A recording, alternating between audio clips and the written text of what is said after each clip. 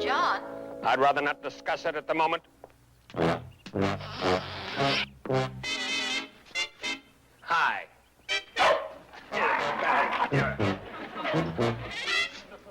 Oh, yes. This is my world. Ha! And welcome to it.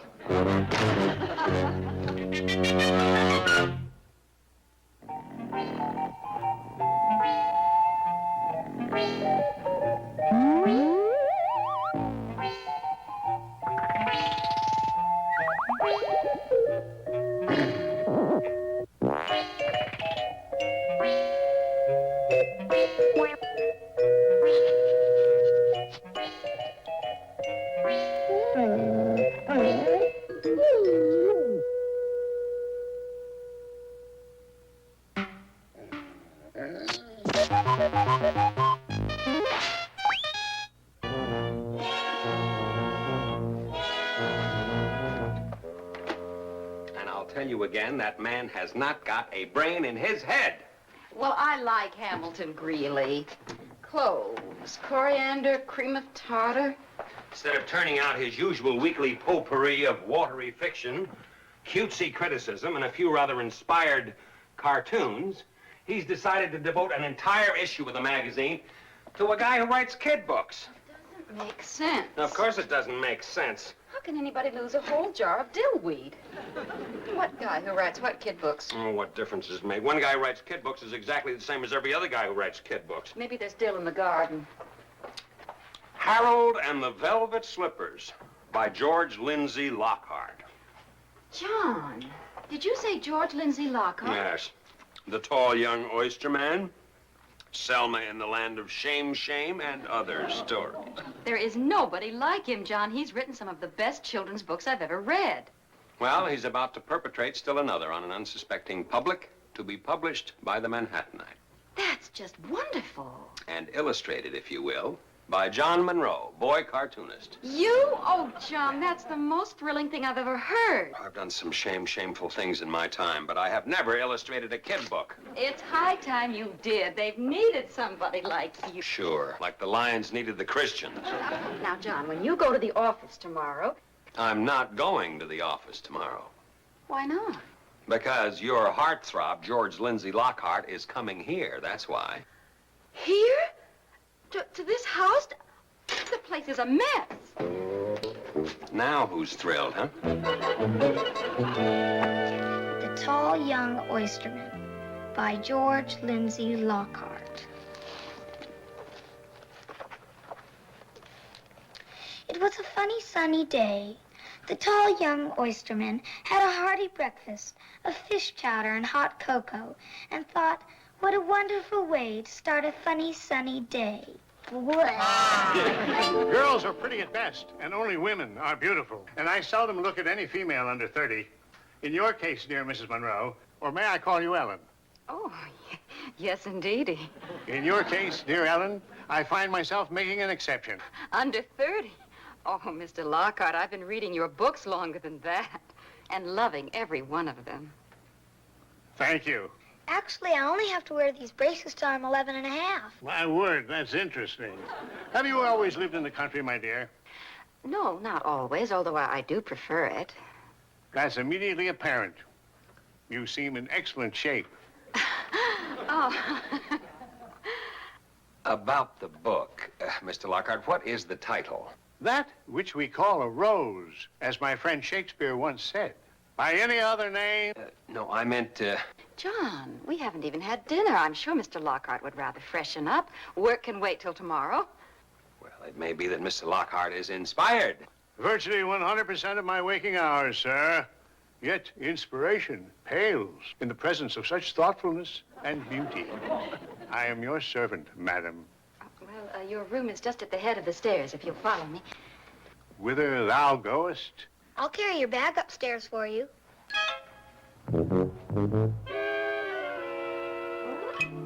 In 12 years of marriage, Ellen has never cared how freshened up I was for dinner, nor has Lydia ever carried anything up to my room, which just goes to prove my point about women. They are putty in the hands of men who write kids' books.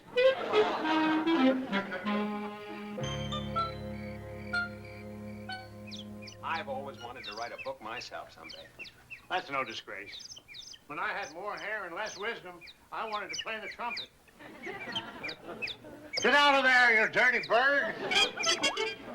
Well, I expect all that's left to decide is who paces where. Well, where do you do most of your pacing? Actually, I mostly just sit and fidget. Well, Joe, shall we get started? Dear old Gilbert Converse. He was a sitting pacer. At the age of 38, they found him there dead. Really? Well, you know a funny thing?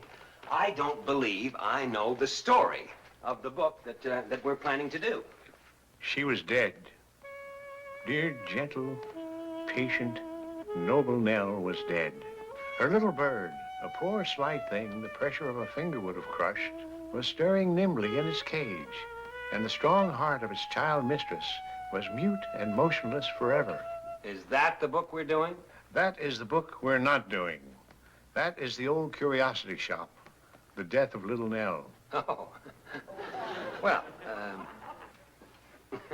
things being what they are, why don't we get started on what we are going to do, hmm? Immediately. And still her former self lay there unaltered in his chain. They've been working a long time. Maybe you better call them down to lunch. No, dear. One doesn't disturb the creative flow. Little Willie, from his mirror, licked the mercury right off, thinking in his childish error it would cure the whooping cough. At the funeral, his mother smartly said to Mrs. Brown, "'Twas a chilly day for Willie when the mercury went down." How does that inspire? Seems a little grim for a child's story somehow. That's what it is. What? In the white heat of creative effort, we have completely neglected the inner man. We need something to restore the tissues, keep us going. Well, what would you like? It isn't a question so much of what one likes as what gets the job done. Do you have anything with a little age on it? I think I know exactly what you mean. Liquor store. Beautiful morning, isn't it? A whole case of bourbon. We only order a couple of bottles every other Saturday. This is Tuesday. This was an emergency call, man.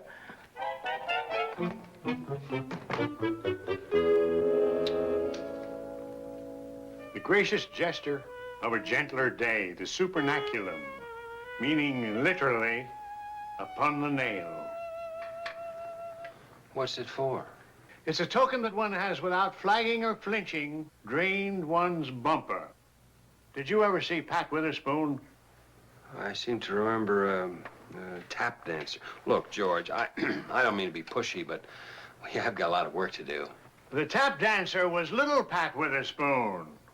His son, who was more the ballroom type, was big Pat Witherspoon. I was referring to the grandfather, Pat Witherspoon Jr., the darling of the music halls. His feet gave out when he was 87. With magazines, there's a deadline. Well, that's the nature of deadlines. Pat Witherspoon Jr. started out in soft shoe, and gradually he added the sand and the vocal, what he called his hoof and mouth routine. LC from Chelsea. I can't think of nobody else but LC from Chelsea. Nobody else for me. LC from Chelsea. I can't think of nobody else but LC from Chelsea. LC is the only one for me. Some places quarantine animals 6 months in England. Oh, I can't get emotional about animals as long as they can be eaten or worn or taught to pull a wagon. Gad, here we're out here in the desert without rations or supplies. I do believe I heard a supply train pull up a few moments ago. Oh, You know perfectly well that young ladies are not allowed up here. You know something? I think I like Mr. Lockhart. He's very sincere.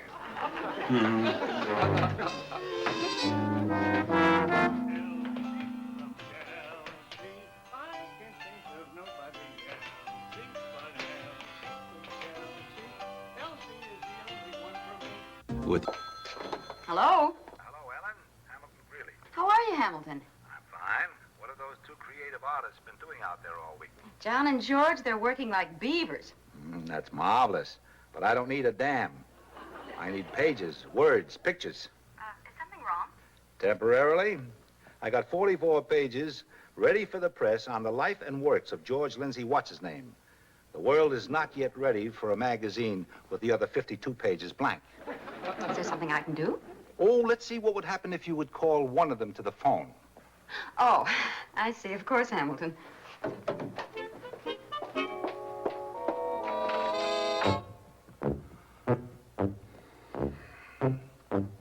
Wives and children are the culprits. They're the ones who cause mankind to slip off to some office every day. Jobs are very contrived. I wish I could kick the habit.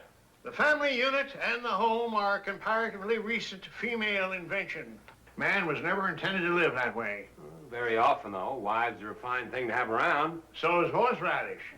There's a very wise and ancient proverb that says, if wives were a good thing, God would have had one. Oh, come on, you made that up. Come to think of it, though, if we didn't have wives, we wouldn't have children. You bet your sweet life you wouldn't. I used to think that children were nature's practical joke upon the human race. Pointless, tedious, and in questionable taste, but still a joke. Aren't they? No, a mistake, not a joke. Nature, my boy, has no sense of humor. Nature goofed. That's funny. In 5,000 years of comparative civilization, no one has ever discovered a practical use for the human young. In many of the higher forms of animal life, the adult male devours the young. The guppy, the alligator, the lowly hamster. With Siamese fish, it's the mother who... Lydia! I'd better go for my walk. Now, ventilate the system. Recharge the batteries. You're looking lovely, my dear.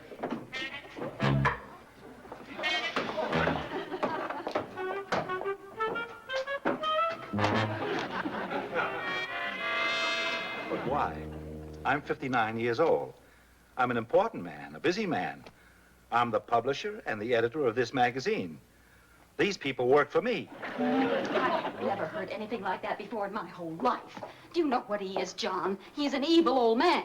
Well, he may have some evil old puns. In my own home, in our home, with our own daughter sitting there right in front of her own father, drinking it all in while he's been doing a little drinking of his own. Now, beer is a very wholesome beverage. It might interest you to know, as a mother, that in France during the Second World War, when they could no longer get milk for babies... Oh, now stop that. A neat work table, nothing on it. May I? What's this? That's a chilly day for Willie. How sweet. Those are just doodlings. Oh, that is a tap dancer. Goes by the name of Pat Witherspoon. John, what are you doing a book about? We haven't decided yet. Are you telling me, John Monroe, that for almost 2 weeks now, the two of you have just been larking around? Just playing in the attic?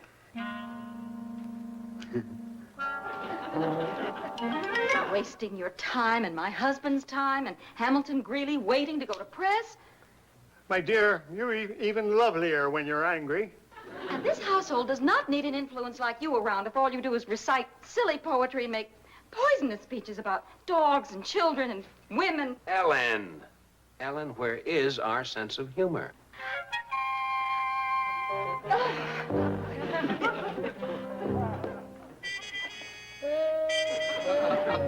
As for you, young lady, and your Siamese fish, what have you got to say for yourself? Mom, why is the phone off the hook? Oh, no. Hello? Oh. The boy stood on the burning deck, whence all but he had fled. The flame that lit the battle's wreck shone round him o'er the dead. Yet beautiful and bright he stood, as born to rule the storm. Boy, you sure did it that time. It's all your fault, you creepy little juvenile. I don't even know what you're all hollering about.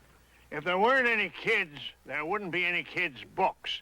And if there weren't any kids' books, I wouldn't have to write the blasted things. Well, it's not my fault. I don't even like your books. Really? You're not just saying that? Honest. They're all right, I'm sure, but they're not my type. Well, somebody's been buying them. It's the mothers.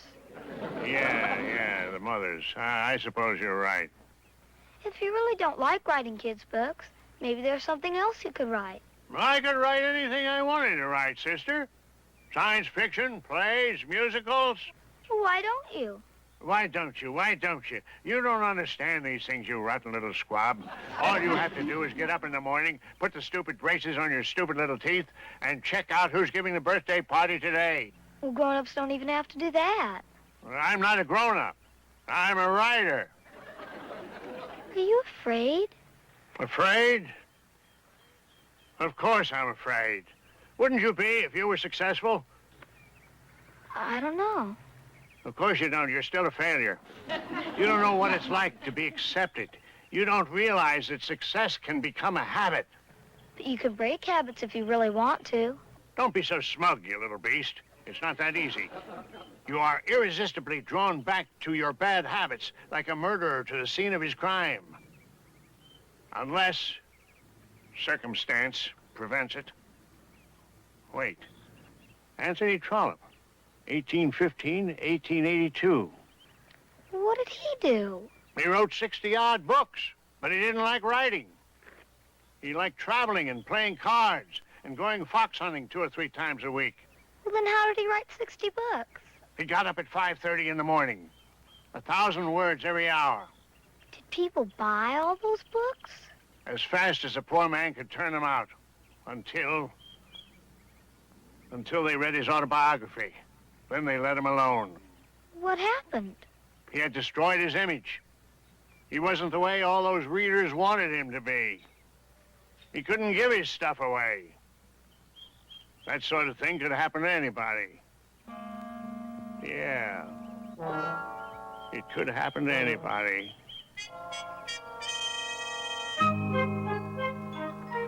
Are you sure you know how to work that thing? You just said it and it works itself.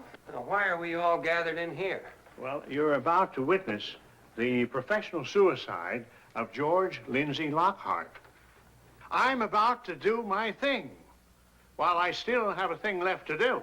Now, here's one for openers. And let's call it the Shrike and the Chipmunk. Once upon a time, there were 2 chipmunks, a female and a male.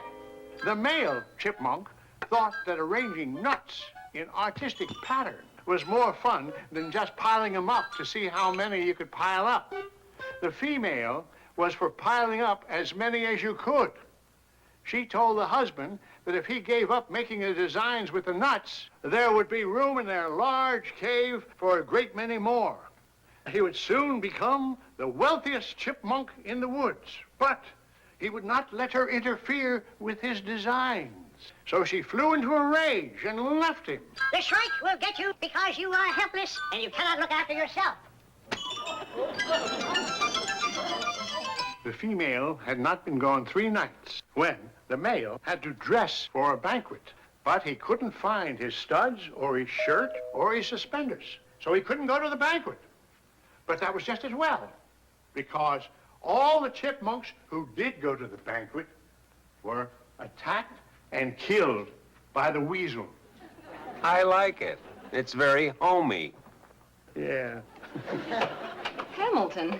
Ellen, it was such a nice day, I thought I'd drive the 30 miles up here and hang your phone up for you.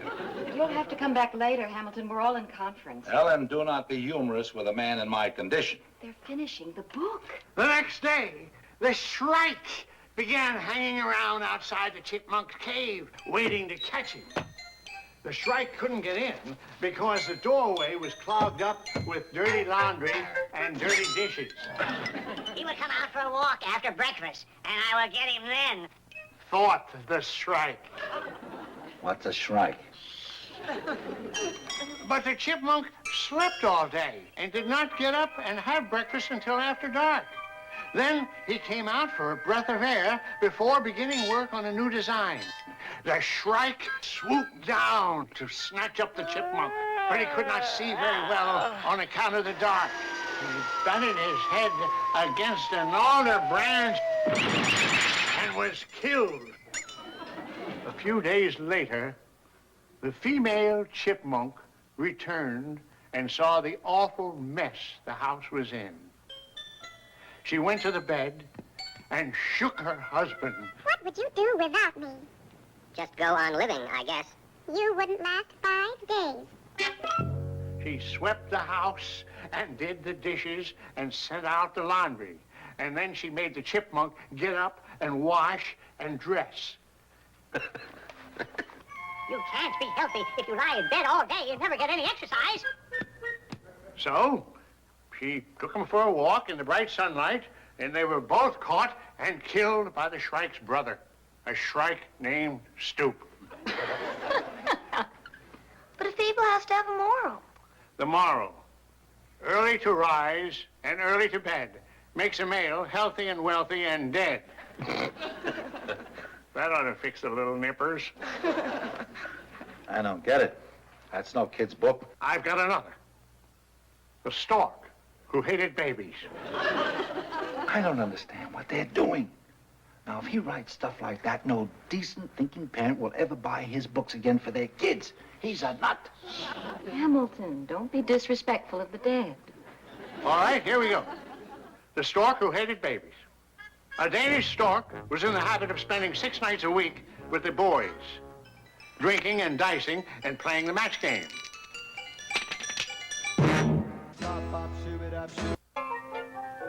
Ribald Fables for Jaded Brownies by George Lindsay Lockhart, illustrated by John Monroe.